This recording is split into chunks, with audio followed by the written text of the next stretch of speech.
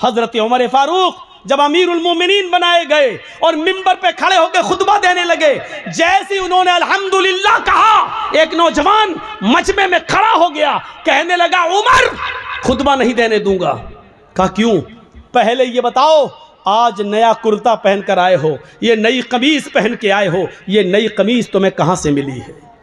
तुम्हारी तनख्वाह तो बैतुल माल से इतनी नहीं है कि उसमें तुम नया कपड़ा सिला सको। आज ये नई चादर तुम्हारे जिस्म पर मैं देख रहा हूं, ये कुर्ता, ये कमीज तुम्हारे पास कहां से आया? हजरत उमर जवाब देते हैं कि इसका जवाब मैं नहीं दूंगा, मेरा बेटा देगा। आए मेरे बेटे उठो और जवाब दो कि ये नई कमीज, नया कुर्ता कहां से आया? बेटा उठता है और जवाब देता है, आए लोगों सुनो, बैतुल माल में बहुत सी चादरें आई हुई थी और उन चादरों में सबको मुसलमानों में बंटना था। तो वो चादरें जब बटी तो सबको एक एक चादर मिली, मेरे बाप को भी उसमें एक चादर मिली, सबको एक एक चादर दी गई, मेरे बाप को भी एक चादर मिली। उसी चादर की इन्होंने कमीज बना ली। हजरत उमर ने कहा, नौजवान क्या अब मैं खुतबा दे सकता हूं? तुमने मेरी सफाई मेरे बेटे की तरफ से सुन ली, अब जवाब दे, अब मैं खुतबा शुरू करूं? कहा नहीं। कहा क्यों? कहा अब तो मैं और उलझ गया हूं। कहा एक एक चादर सबको मिली, मुझे भी तो मिली थी। मैं दर्जी के पास गया, उस एक चादर में मेरी कमीज नहीं बनी। तुम तो हमसे डबल हो, तुम तो मोटे ताजे हो, तंदुरुस्त हो, हट्टे खट्टे हो, हम तो 5 फीट के हैं, तुम 6 फीट से भी ऊंचे हो, फिर तुम्हारी कमीज कैसे बन गई? हजरत उमर ने कहा, बेटे इसका भी जवाब दो। हजरत उमर का बेटा कहता है, लोगो और आए हिसाब लेने वाले तू भी सुन, मेरे बाप को एक चादर मिली थी, मुझे भी तो एक चादर मिली थी, सबको एक एक चादर दी गई, उसमें मेरा भी हक था, मुझे भी एक चादर दी गई। मैंने अपने बाप की कमीज में कई जोड़ लगे हुए देखे, पैबंद लगे हुए देखे, तो मुझे अपने बाप की कमीज पर बड़ा अफसोस होता था कि मेरे बाप के पास कोई कपड़ा नहीं है। तो मैंने अपने बाप को अपनी भी चादर दे दी, अपनी चादर और मेरी चादर दोनों चादरें मिलाकर मेरे बाप ने कमीज बना ली। हजरत उमर ने कहा, नौजवान अब क्या कहते हो, अब मैं खुतबा दूं? वो नौजवान बैठ गया, अमीरुल मोमिनीन अब आप खुतबा दीजिए। अल्लाह की कसम मुझे फ़ख्र है कि मेरा अमीर ऐसा है कि जिसने अमानत में ख़यानत नहीं की है, जिसने एक पैसे की भी अमानत में ख़यानत नहीं की है, कपड़े के एक तार की भी अमानत में ख़यानत नहीं की है। अब आप खुतबा दीजिए। मैंने ये सबके सामने इसलिए पूछा ताकि आपकी सफाई सबके सामने आ जाए। मेरे भाइयों, सबके सामने उस आदमी ने पूछा, हिसाब लिया और उमर फारूक ने सबके सामने हिसाब दिया। हिसाब जिंदों से लिया जाता है, मुर्दों से नहीं। मुर्दे तो मर गए, वो अपने कर्म जो किया है उसके हक वो भुगते। अच्छा किया तो अच्छा, बुरा किया तो बुरा, लेकिन जिंदों से हिसाब लिया जाता है। आप जिंदा कौम हैं, मुहासिबा करिए। मुहासिबा 20 करोड़ मैंने कम बताए। इस भारत में मुसलमान हैं 30 करोड़ से ज्यादा, मदरसे हैं 4 लाख से ज्यादा, उलमा हैं 50 लाख से ज्यादा। लेकिन इतने मदरसे होने के बाद, इतने आलिम होने के बाद, इतने मुसलमान होने के बाद, मस्जिदों में इन मुसलमानों के नमाज पढ़ने का परसेंट है सिर्फ 2%। मेरे भाइयों, ये 98% मुसलमान क्या कर रहा है, ये 98% मुसलमान क्या कर रहा है? कभी आपने मुहासिबा किया? कभी आप जो समाज और सोसाइटी के अंदर पंचायतें बिठा लेते हो, जो जुल्म करते हो, भरे मजमे में कहता हूं, अगर मेरी बात गलत हो तो बताओ, आज ऐसा होता है कि नहीं होता है कि एक लड़की बाकायदा पंचायत में कहती है कि इस लड़के के साथ मैं 1 साल से रह रही हूं, 2 साल से मेरा इसके साथ ताल्लुक है, अब ये शादी नहीं कर रहा है मेरे साथ, लिहाजा शादी करवाइए। और वो लड़का शादी से जब मना करता है तो पंचायत पंच लोग बैठकर फैसला करते हैं कि तुम रहते थे कि हाँ ये भी राजी थी, मैंने ऐसा ऐसा किया, तो क्या हुआ? अब पंचायत फैसला क्या करती है? 5 लाख रुपया तुम दो या तो शादी करो, और शादी नहीं कर रहे हो तो लड़के से 5 लाख, 2 लाख, 1 लाख रुपया लेकर लड़की को दिया जाता है कि जाओ तुम अपना घर बसा लो। बताओ ऐसा होता है कि नहीं होता है? और ये पंचायत में ये फैसले किए जाते हैं कि नहीं किए जाते हैं? ऐसा भी होता है, लड़का किसी लड़की को लेके भाग गया, समाज सोसाइटी में बुराई हुई, बुलाया गया, लड़का लड़की को लेके आ गया, पंचायत बैठती है और पंचायत में ये लड़की का बाप रोता है, अब मेरी लड़की कहीं मुंह दिखाने के लायक नहीं रही। पंचायत बैठती है और पंच फैसला करते हैं कि तुम इस लड़की से शादी करोगे। साहब शादी नहीं करेंगे, मेरे घर वाले तैयार नहीं, लाइए 2 लाख रुपया दो, और लड़की को दे दिया जाता है। मैं पूछना चाहता हूं कि लड़की अपनी मर्जी से जब भागी है, लड़का भी अपनी मर्जी से भागा है, पंचायत बैठी है, सजा लड़के को ही क्यों मिल रही है? उससे 2 लाख रुपया लेकर फिर उसी लड़की को क्यों दिया जा रहा है? जब गलती दोनों की थी तो सजा दोनों को क्यों नहीं मिल रही है? एक तरफा सजा का क्या तमाशा है? ये मुझे बताइए, ये आपकी सजा क्या शरई सजा है? क्या कुरान और हदीस के मुताबिक सजा है? जबकि कुरान ये कहता है कि जिना के मामले में लड़की ज्यादा गलत होती है, लड़का कम। लड़की की तरफ से ज्यादती होती है और लड़के की तरफ से कम, क्योंकि कुरान ने कहा है अज़्ज़ानियतु वज़्ज़ानी फजलिदू कुल्ला वाहिदतिन मिनहुमा। जिना करने वाली लड़की और जिना करने वाला लड़का, इन दोनों को 100-100 कोड़े मारो। अल्लाह ने पहले लड़की कहा है, बाद में लड़का कहा है, क्योंकि जिना की शुरुआत और जिना की हिम्मत और जिना के लिए उकसाना लड़की की तरफ से पहले होता है। लड़का ठीक है भगा रहा था, लेकिन लड़की अगर भागने का इशारा न करती तो कभी जिंदगी के अंदर लड़का उस लड़की को भगा नहीं सकता था। मेरे भाइयों, फिर लड़की को सजा न दी जाए और पैसा लेकर जुर्माना लड़की को दे दिया जाए। शर्म आनी चाहिए ऐसे पंचों को, और शर्म आनी चाहिए ऐसी पंचायत को जो बिल्कुल दोगला, नालायक और अखलाक से गिरा हुआ फैसला करते हैं। तुम्हें कयामत के दिन अल्लाह के यहां इसका जवाब देना होगा।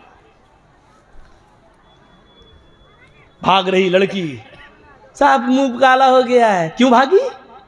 साहब चली गई, इसका मतलब बाप की गलती थी। क्यों दिया था तूने अपनी लड़की को एंड्रॉयड मोबाइल? क्यों चलाती थी व्हाट्सएप? क्यों चलाती थी मैसेंजर? क्यों चलाती थी फेसबुक? मोबाइल तो तूने लाकर दिया है ना, या चोरी छिपे लड़की मोबाइल चला रही हो, घर में लड़की की अम्मा तक को पता ना हो? सब मिली हुई होती हैं, अम्मा भी बिटिया से मिली होती है।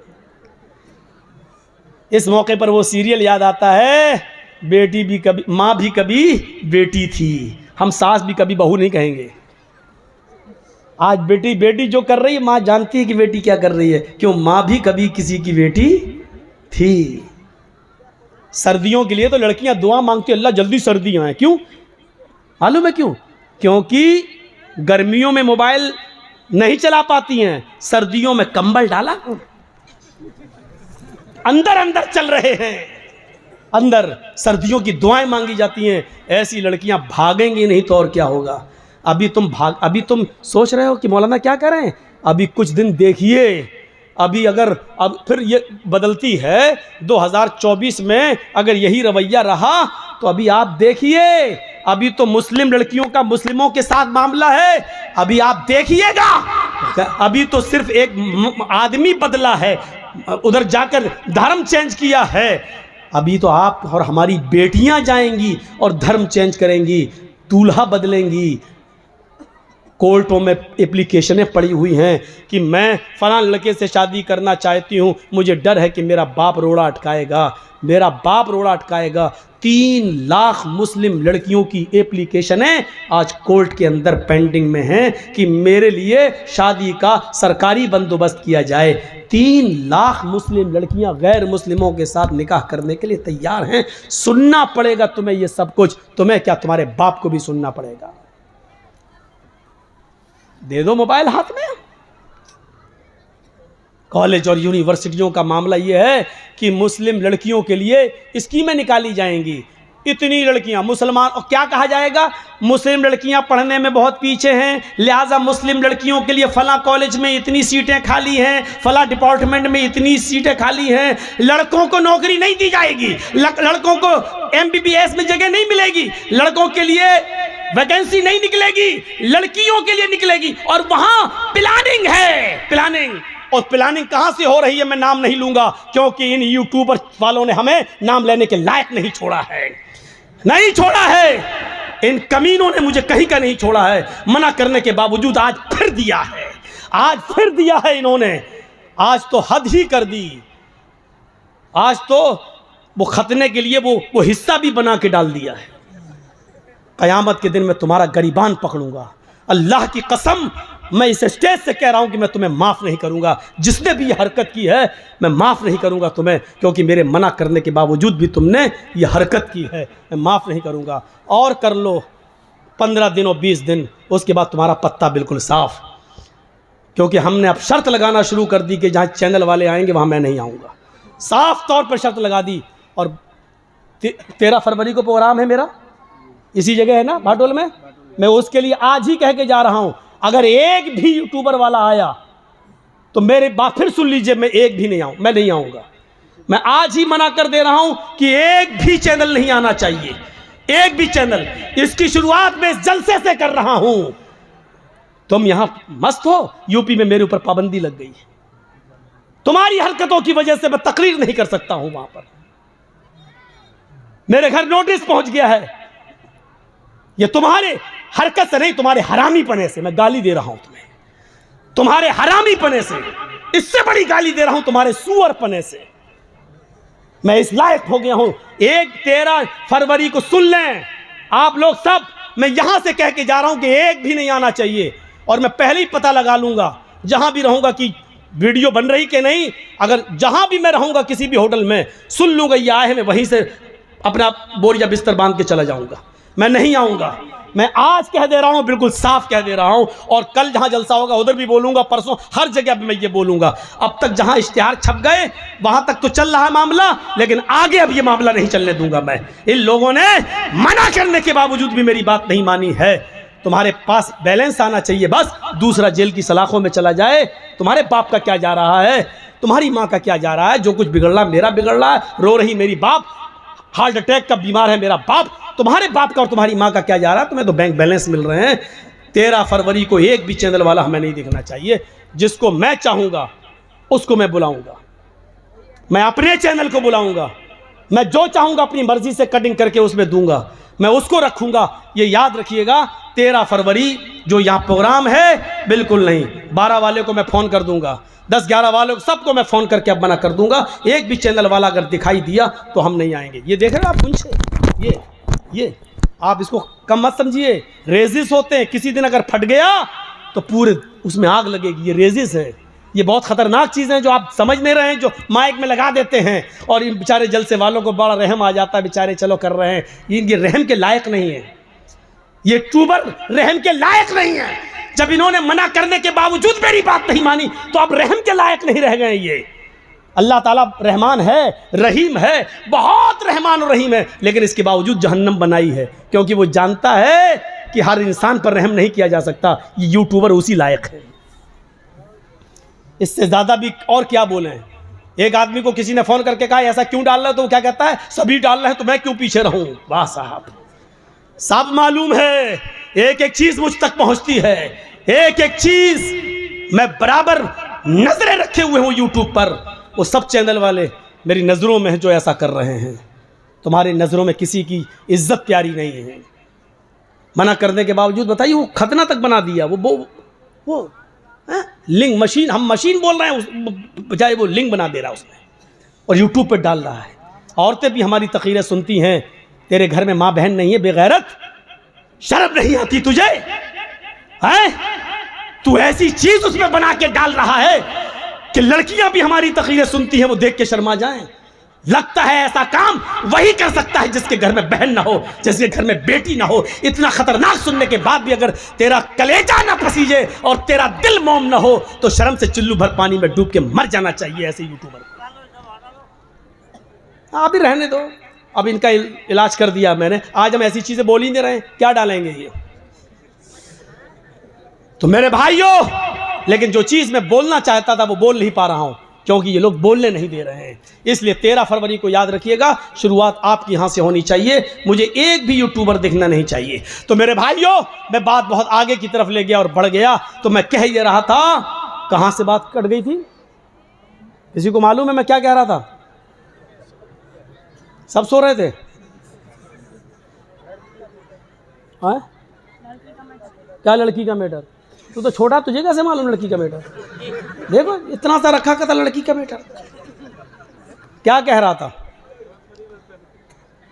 अरे छोड़िए धर्म परिवर्तन। तो मेरे भाइयों, सबसे सख्त अजाब उस आदमी को होगा, इन्ना शद्दन्नास अज़ाबन यौमल क़यामति अल मुसव्विरून, तस्वीर बनाने वालों को। तो मैं भाइयों, यहाँ से आप बात को रखिए, अल्लाह का शुक्र अदा कीजिए कि आप इस्लाम से जुड़े हुए हैं और इस चीज़ की कद्र कीजिए और याद रखिए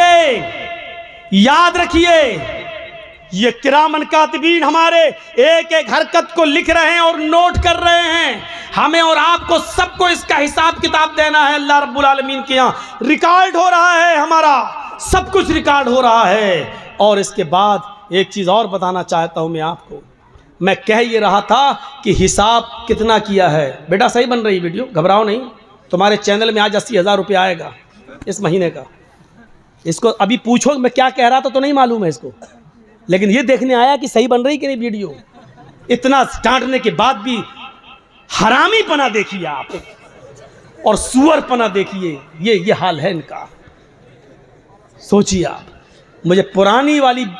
मुझे आदत पे आना पड़ रहा है। मैं सोच रहा था उम्र बढ़ गई, अब अपने अंदर संजीदगी लाओ, लेकिन आप लोगों ने लाने नहीं दिया। अभी भी देख रहा सही बन रही कि नहीं बन रही है। शर्म आनी चाहिए, शर्म। तो मेरे भाइयों, मैं कह यही रहा था कि हमें और आपको एक एहसास पैदा होना चाहिए। 4 लाख मदरसे, यहां से मेरी बात कट हुई थी। परसेंट कितना? 2%। उलमा 50 लाख, मुसलमान 30 करोड़। हैसियत क्या? परसेंटेज कितने नमाजी 2। 98% क्या कर रहे हैं? सोचिए, 98% क्या कर रहे हैं? गुस्सा जिद्दों को आता है, मुर्दों को नहीं। आपको गुस्सा आना चाहिए। मैं नहीं कहता हूं गुस्सा नहीं आए, मुझे गुस्सा आ रहा है ना। गुस्से को पालो, गुस्से को परवान चढ़ाओ। गुस्सा जिंदों को आता है, मुर्दों को नहीं। लेकिन ये गुस्सा आपको इसके ऊपर नहीं आना चाहिए जिसने धर्म परिवर्तन कर लिया। गुस्सा आपके इसके ऊपर नहीं आना चाहिए कि ऐसा हो रहा है वैसा हो रहा है ना। नहीं, गुस्सा इस बात पे आना चाहिए कि आपकी बीवी ने सुबह फजर की नमाज पढ़ी या नहीं पढ़ी है। नहीं पढ़ी है तो गुस्सा आना चाहिए। आपका बेटा 10 साल से बड़ा है, नमाज पढ़ने नहीं गया, बिस्तर पे सो रहा है, आपको गुस्सा आना चाहिए। नमाज क्यों नहीं पढ़ी? आपको गुस्सा आना चाहिए, इस बात पे गुस्सा आना चाहिए आपको। आपका बेटा शराब पीकर घर में आया, आपको गुस्सा आना चाहिए। ऐसा क्यों किया? आप गुस्से को पालिए, परवान चढ़ाइए और बच्चों को पढ़ाइए और लिखाइए, क्योंकि पढ़ाने और लिखाने के साथ ही आप एक अच्छा इंसान बना सकते हो अपने बच्चों को। तो मेरे भाइयों, गुस्सा जिंदों को आता है, मुर्दों को नहीं। आप गुस्सा, लेकिन गुस्सा जहां आना चाहिए वहां आपको आना चाहिए, हर जगह गुस्सा नहीं। मुझे जायज़ बात पे गुस्सा आया, यहाँ गुस्सा आना चाहिए। आपको भी जायज़ बातों पे गुस्सा आना चाहिए। अल्लाह के रसूल को भी गुस्सा आता था, और गुस्से का तो हाल ये था कि अल्लाह के नबी के जब गुस्सा आता था तो हत्ता मर्रत आईना, आपकी दोनों आंखें सुर्ख हो जाया करती थी। सहाबा कहते हैं अल्लाह के रसूल को जब गुस्सा आता था तो ऐसा लगता था जैसे अनार का जूस किसी ने मोहम्मद रसूलुल्लाह की आंखों में डाल दिया है, इतनी लाल हो जाती थी आंखें। हजरत उमर ने हिसाब दिया, आप भी हिसाब देना सीखिए। और याद रखिए, कुरान की आयत है, वमन अअरज़ अन ज़िक्री फ़इन्न लहू मईशतन ज़नका। आज हम दौड़ रहे हैं 2 रोटी मिल जाए, और 2 रोटी के लिए हम क्या क्या कर रहे हैं। सोचिए, समंदर में एक विहील मछली है, विहील मछली समंदर में 40 टन गोश्त खाती है। एक दिन में 40 टन मछलियों को, 40 टन। आप सोचते जाइए, 40 किलो का एक मन होता है, हैं? और 100 किलो का 1 कुंटल होता है, 10 कुंटल का 1 टन होता है। 40 टन गोश्त खाती है। मेरा रब उस मछली को भी भूखा नहीं सोने देता है जो एक दिन में 40 टन गोश्त खाती है। आए 2 रोटी खाने वाले, आए 2 मुट्ठी चावल खाने वाले, तू इतना परेशान क्यों है? तू इस 2 रोटी को कमाने के लिए किसी को धोखा दे रहा है। किसी के साथ गद्दारी कर रहा है, अपनी दुकान खोले बैठा है, मोबाइल का मैकेनिक है, किसी ने मोबाइल संभालने के लिए तुझे दिया, तुझे मालूम है कि 100 रुपए की लागत में ये मोबाइल संभल जाएगा, लेकिन तूने उससे 1000 मांग लिए। इसकी आईसी बिगड़ गई, इसकी ये बिगड़ गई, उसकी वो बिगड़ गई, ये चेंज करना पड़ेगा, वो चेंज करना पड़ेगा। हिसाब किताब जोड़ के आपने 1000 बता दिया और मामला 800 पे डन हो गया। ठीक है, हम 800 दे देंगे, 700 दे देंगे। आपने सोचा कि 100 की लागत है, 700 दे रहा है, 600 तो बच रहा है। आपने 100 की जगह 1000 बताया, 100 की जगह 150 बताना आपका जायज़ था, 100 की जगह 200 बता देते आपके लिए जायज़ था, लेकिन 100 की जगह 1000 बताकर 700 पे अपने मामले को डन करना, ये है कुरान की उस आयत के मुताबिक कि या अय्युहल्लज़ीना आमनू ला ताकुलू अम्वालकुम बैनकुम बिल बातिल, ईमानो वालो तुम आपस में एक दूसरे का माल नाजायज़ तरीके से मत खाओ। ये मुसलमान का ही माल नाजायज़ तरीके से खा रहा है, ये उसको गसब कर रहा है। मेरे भाइयों, 100 रुपए का मोबाइल 150 आप ले लो, 200 ले लो, आपने 700 रुपए जो लिए हैं ये आपके लिए हराम है। अल्लाह की कसम, अब आप जो खाना खाकर मस्जिद में जाओगे नमाज पढ़ने के लिए, आपकी नमाज कबूल नहीं होगी। जिसने हराम का एक लुकमा खाया 40 दिन तक अल्लाह उसकी इबादत को कबूल नहीं करता। हम और आप सोचें, हमारी रिस्क की तंगी क्यों हो रही है? हम इतना कमा रहे हैं लेकिन पैसा हमारे पास रुक क्यों नहीं रहा है? बहुत से लोगों को शिकायत, मौलाना पैसा तो बहुत है, कमाता हूं मैं एक दिन में 50-50 हजार रुपए, लेकिन रुकता नहीं है मेरे पास, पता नहीं कहां चला जाता है, पता नहीं कहां चला जाता है। तेरे सवाल का जवाब दिया है कुरान ने। भाई हर आदमी को यही शिकायत है ना, पैसा तो आता है मौलाना, मेहनत तो करता हूं, 500-600 हजार रुपए रोज कमाता हूं, लेकिन यार जितना कमाता हूं शाम तक कुछ नहीं बचता, मेरे हाथ में नहीं रहता है। कभी बेटा बीमार, कभी बेटी बीमार, कभी बाप बीमार, कभी अम्मा बीमार, कभी बीवी बीमार, यार रुकता नहीं है। तेरे सवाल का जवाब मौलवी के पास नहीं, कुरान में मौजूद है। वमन अअरज़ा अन ज़िक्री फ़इन्न लहू मईशतन ज़ंका। तुम अल्लाह के जिक्र से मुंह मोड़ोगे, एराज करोगे, तो अल्लाह कहता हम तुम्हारी रोजी को तंग कर देंगे।